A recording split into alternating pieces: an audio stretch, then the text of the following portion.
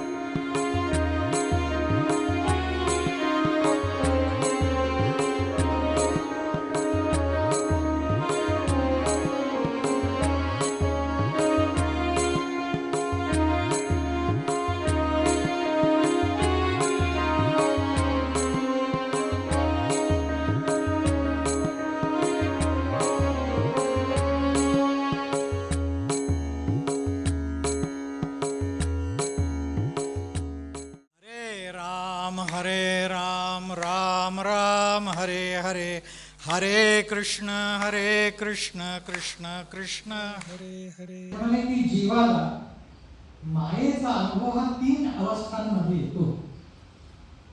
पहिला त्या मायेचा अनुभव, ती अवस्था अशी असते की हे जे दृश्य जगत तो जीव बघतो ते खरं मानतो तो, आणि या जगाचा अभिमान असतो त्या जीवाला, ही मायेची पहिली अवस्था.